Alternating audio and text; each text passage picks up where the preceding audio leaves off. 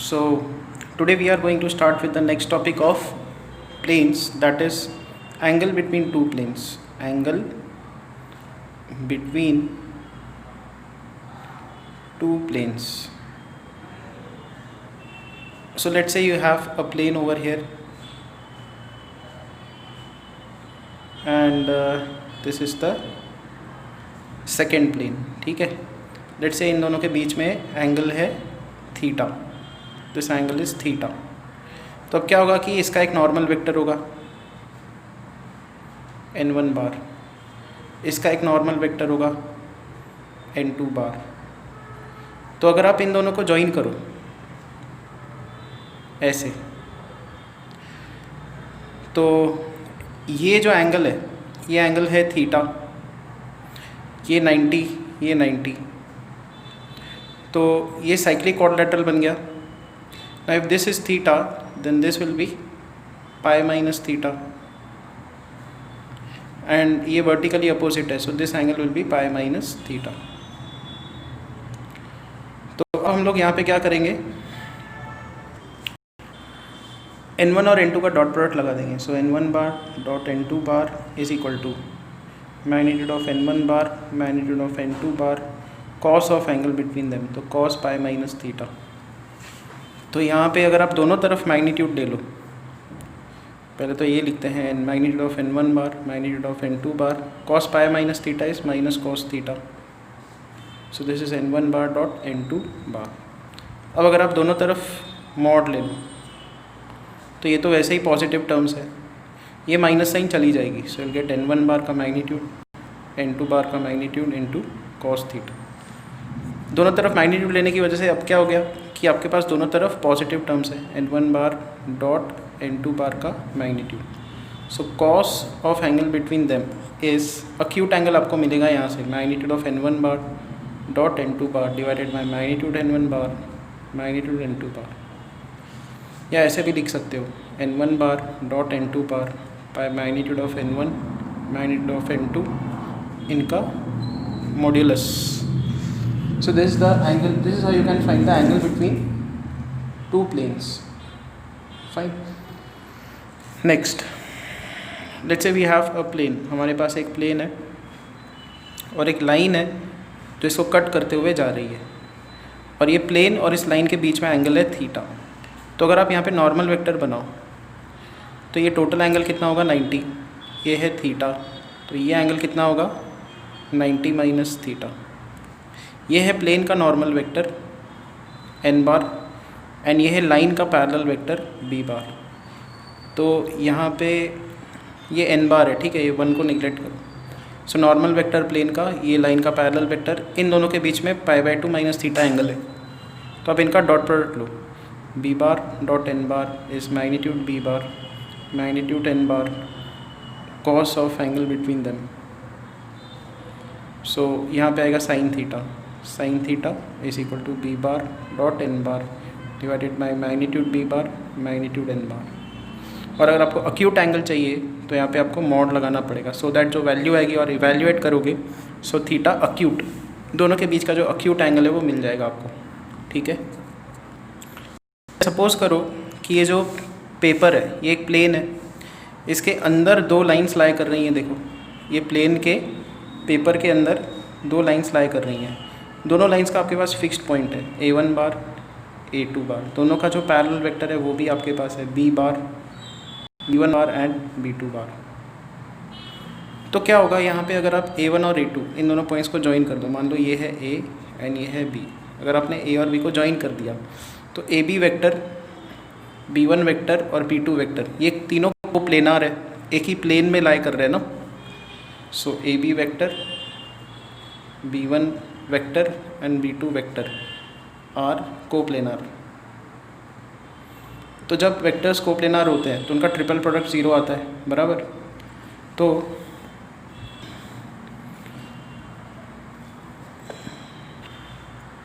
हम लोग कोप्लेनार की कंडीशन लगाएंगे कि ab बार का डॉट प्रोडक्ट b1 बार क्रॉस b2 बार के साथ ये आएगा 0, कि इनका ट्रिपल प्रोडक्ट 0 आएगा.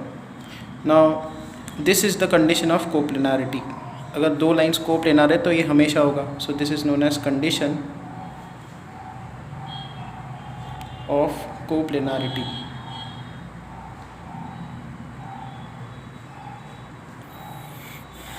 इसको अगर आप कार्टेशियन फॉर्म में लिखो तो लेट्स से इसके कोऑर्डिनेट्स है x1 y1 z1, इसके कोऑर्डिनेट्स है x2 y2 z2, इसके डायरेक्शन रेशियोज है a b c, तो a1 b1 c1, इसके डायरेक्शन रेशियोज है a2 b2 c2.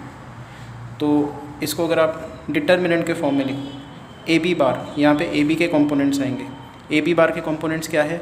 x2 minus x1 y2 minus y1. ये तो पोजीशन वेक्टर है b का, ये पोजीशन वेक्टर है a का. तो ए बी वेक्टर के कंपोनेंट्स होंगे x2 minus x1 y2 minus y1 z2 minus z1.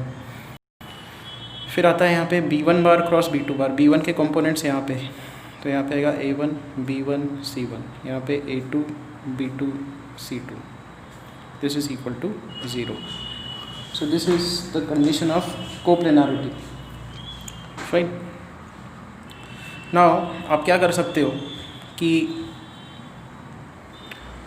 Plane की जो है इक्वेशन भी कर सकते हो ये कंसेप्ट लगा के. वो कैसे? ये देखो, मान लो एक लाइन अपने पास दी हुई है, इस पेज के अंदर ये लाइन लाई कर रही है. इसका फिक्स पॉइंट हमारे पास है x1 y1 z1. फिर इसके डायरेक्शन रेशियोज हमको पता है a1 b1 c1. तो ये जो प्लेन है, ये पेपर का जो प्लेन है, आपके पास ना एक और वेक्टर पता है a2 b2 c2. तो आपको इस प्लेन की इक्वेशन निकालनी है. तो इसके अंदर का एक कोई भी पॉइंट ले लो, मान लो p x y z. तो फिर वही कंसेप्ट लगाओ कि अगर आपने ए पी वेक्टर बनाया और फिर ये वेक्टर और ये वेक्टर तीनों क्या होंगे? कोप्लेनार. इनका ट्रिपल प्रोडक्ट 0 आएगा. तो बिल्कुल ऐसा ही डिटर्मिनेंट यहाँ पे बनेगा, बस फ़र्क क्या आएगा?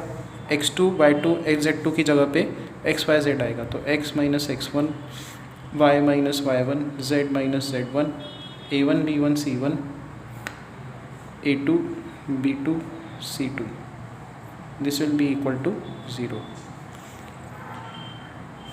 So this is how you can find equation of plane if you know a line inside it and a vector. उसके डायरेक्शन रेशियोज अगर आपको पता हो तो आप प्लेन की इक्वेशन इस फॉर्मूले से भी निकाल सकते हो. अब आता है इसका concept, that is distance of a point from a plane.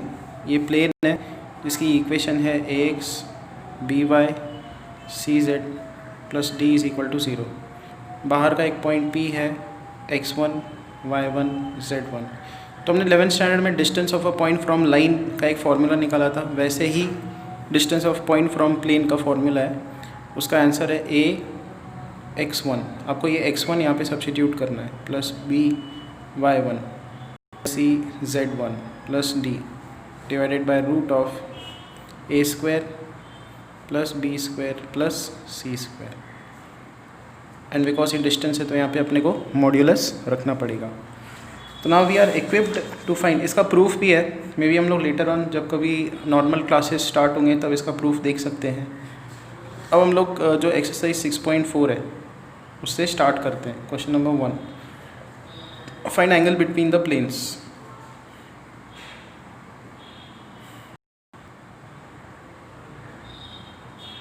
इन दोनों प्लेन्स के बीच का एंगल निकालना है. तो बेसिकली ये नॉर्मल्स जो है उनको पिक करना होगा, उनका डॉट प्रोडक्ट लगाना होगा. तो इन दोनों का फॉर्मूला क्या है? n1 बार डॉट n2 बार इस magnitude n1 bar magnitude n2 bar cos theta. ये फॉर्मूला लगाना होता है. तो फॉर्मूला डिराइव करते वक्त यहाँ पे माइनस साइन आई थी, फिर हमने मॉड ले लिया था दोनों तरफ. यहाँ से आपको अक्यूट एंगल मिल जाएगा. तो कॉस थीटा का फॉर्मूला है n1 bar dot n2 bar divided by magnitude n1 magnitude n2 और फिर इसका फाइनल मैग्नीट्यूड. तो यहाँ पे 4 minus 1 3 divided by root of 6 ये आ जाता है. So 3/6 which is half. Cos theta कब हाफ आता है? When theta is 60 degrees. Question number 2, find the acute angle between the line and the plane. तो एक प्लेन की इक्वेशन अपने को दी हुई है r bar dot 2i minus j plus k equal to 0। तो इसका जो नॉर्मल वेक्टर है वो है 2i माइनस जे प्लस के, ये नॉर्मल वेक्टर। फिर जो लाइन है उसका पैरेलल वेक्टर हमको दिया हुआ है इसमें, it is 2i plus 3j minus 6k। और हमको ये वाला जो एंगल है वो निकालना है, लाइन और प्लेन के बीच का एंगल थीटा। इसका भी हमने फॉर्मूला डिराइव किया, sine theta is equal to, ये है vector B bar, so B bar dot N bar by magnitude B bar magnitude N bar magnitude. So this is magnitude of b bar dot n bar, so that is 4 minus 3 minus 6 divided by root of 4 plus 9 plus 36 root of 4 plus 1 plus 1 which is equal to, यहाँ पे आएगा -2 minus 3 is -5 divided by under root 49 under root 6, so this is equal to 5 by 7 root 6. So theta is sin inverse 5 by 7 root 6. Next question is third, show that the lines are coplanar। तो दो lines अपने को दी हुई है। पहली line है r bar is 2j hat minus 3k hat plus lambda times I hat plus 2j hat plus 3k hat। r bar is equal to 2i plus 6j plus 3k plus mu times 2i plus 3j plus 4k। Show that these are coplanar, और उसका जो plane है उसकी equation भी निकालनी है। Coplanarity की condition क्या है कि मॉड्यूलस ऑफ या determinant of x2 minus x1, x2 minus x1, अच्छा यहाँ पे 2j हैट दिया है, यहाँ पे 0i हैट है। तो जब आप इसी फिक्स्ड पॉइंट इसका ये है, इसका फिक्स्ड पॉइंट ये है, इसका पैरेलल वेक्टर ये है, इसका पैरेलल वेक्टर ये है, तो डिटर्मिनेंट लगाते वक्त क्या करना पड़ता है, x2 माइनस x1, तो यहाँ पे i का कंपोनेंट 0 है, j कंपोनेंट का सब्ट्रैक्शन, k कंपोनेंट्स का सब्ट्रैक्शन, ये आएगा। उसके बाद इसका पैरेलल वेक्टर, सो 1 2 3, और फिर इसका पैरेलल वेक्टर 2 3 4। ये डिटर्मिनेंट अगर 0 आया तो लाइन्स कोप्लेनर है, और अगर ये नॉन ज़ीरो आया तो नॉन कोप्लेनर है। तो हमको ये डिटर्मिनेंट इवैल्यूएट करके देखना पड़ेगा। 0 इंटू इट्स कोफैक्टर, फिर आएगा -4 into its cofactor, -4 into its cofactor is 4 minus 6 plus 6 into its cofactor 3 minus 4। So this is -4 into -2 -6, so that is 6 minus 6 which is 0।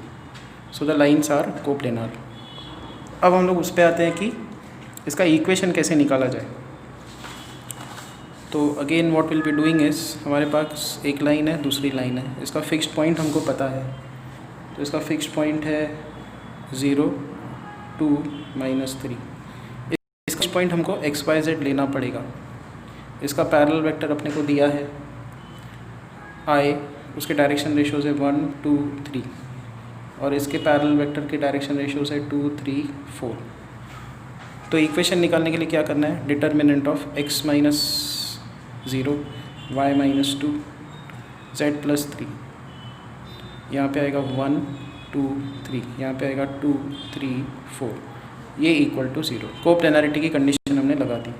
So x into 4 2 8 minus 9 minus y minus 2 into 4 minus 6 plus z plus 3 into 3 minus 4 is equal to 0। So minus x minus 2 y minus 2 plus z plus 3 into minus 1 is equal to 0। तो minus से multiply कर दो, x plus 2 y minus 2 plus z plus 3 is equal to 0। x plus 2y plus z minus 1 is equal to 0। ये है उस plane की equation. आप इसकी इक्वेशन ऐसे भी निकाल सकते हो कि फिक्स्ड पॉइंट तो आपको पता ही है, ये उस प्लेन के अंदर के दो वेक्टर्स पता है, इनका अगर आप क्रॉस प्रोडक्ट निकालोगे तो आपको ऐसे नॉर्मल वेक्टर मिल जाएगा। ये पेन के फॉर्म में नॉर्मल वेक्टर इन दोनों के क्रॉस प्रोडक्ट से आपको मिल जाएगा। फिर नॉर्मल आ गया, आपके पास फिक्स्ड पॉइंट है, you can find the equation using this form, r bar dot n bar is a bar dot n बार। वो भी लगा के देख सकते हो, आपको सेम ही आंसर मिलेगा। Next is question number 4। Find the distance of the point. Point दिया है 4 - 3 1। इसका इस प्लेन से डिस्टेंस निकालना है। प्लेन की इक्वेशन है 2x + 3y - 6 - 21 = 0। So let us find this distance. It is mod of, यहाँ पे आएगा 4 × 2 = 8 -9 -6, यहाँ पे 6z है, -6 - 21 divided by root of a² + b² + c²। So the distance d is -1 - 27 divided by root of 49. So that is 28/7. That is 4. Question number 5. Find the distance of the point 1 1 - 1. इसका distance एक plane से अपने को निकालना है। Plane है 3x + 4y - 12z + 20 = 0. So the distance d is 3 + 4 + 12 + 20 by root of 9 + 16 + 144. So which is equal to mod of, now 4 + 3 is 7, 7 + 12 is 19, 19 + 20 is 39 divided by root of, now this is 169, so this is 39/13, this is 3, so distance is 3. So यहाँ पे अपना जो exercise है वो ख़त्म होता है। कल हम लोग इसका पेपर देखेंगे।